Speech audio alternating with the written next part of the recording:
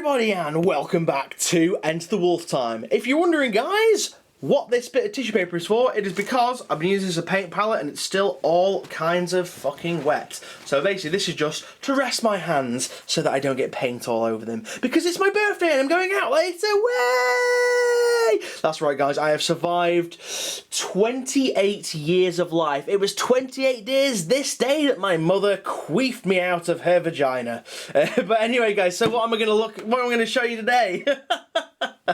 Queef, brilliant. What am I going to show you today, guys? Well, this is a model I actually found, funnily enough, at my mum's house. Yeah, I went around there and I found a model that I made a couple of years back and never got around to painting it. So, ladies and gentlemen, without further ado, I give you Gobdolf da Git. That's right. This little guy is so cool. And first and foremost, I do apologise for you guys that are about to crucify me. Because yes, I have converted a red Gobbo model. Now, this is probably one of the most expensive models I've actually bought. It was actually 35 quid, and that was on a cheap end of a deal as well. These guys normally go for 50 quid minimum on eBay. I just picked this guy up a couple of years back in a random lot of stuff from eBay, which is really good. But as you can see, guys, he's a wizard. He's a wizard. A wizard is never late, nor is he early. He arrives precisely when he means to. Ah, a bit of Lord of the Rings there. Fucking love it. But yeah, guys, so I wanted a weird boy. And I know I'm doing a mech list, but yeah, I kind of like the idea of weird boys. I think they're really cool in regards to, you know, all the crazy powers that they have. And I wanted to, because I like the old weird boy model, and I made another weird boy again a while back, but I just really like this guy. I love his cloak. In fact, what we're going to do, guys, is we're going to zoom. In fact, we're going to rearrange the camera a little bit. If I can. I don't think... Can I get it down a little bit lower? Yes, I can. I'm going to move this down a little bit low, just so that I can show you guys a bit more of his detail and stuff. There we go. Let's put that tripod leg there, that tripod leg there, and that tripod leg there.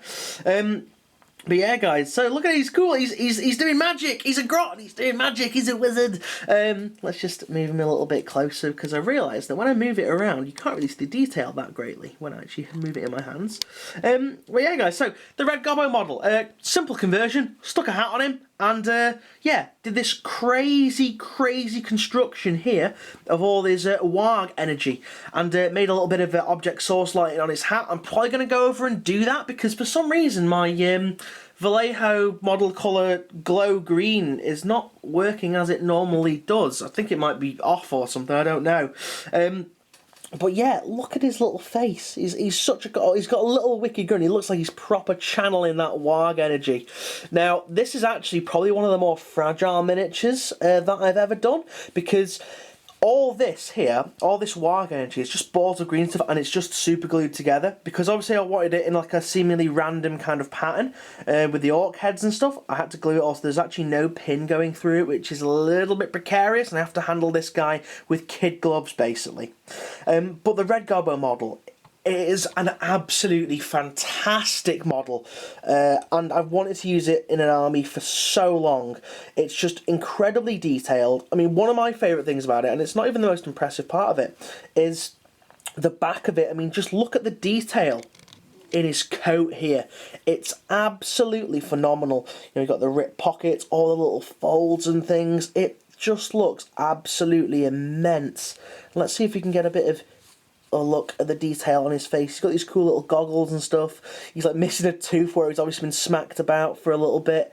Even all the details under his cloak, like his little bullets that he's got, his little belt and his little scarf. It's just a wonderful miniature. And if any of you guys can get hold of one, like I said, he normally comes obviously without a hat, and he has like a little rod that he holds in his hand. Like this hand is just like a regular grot hand.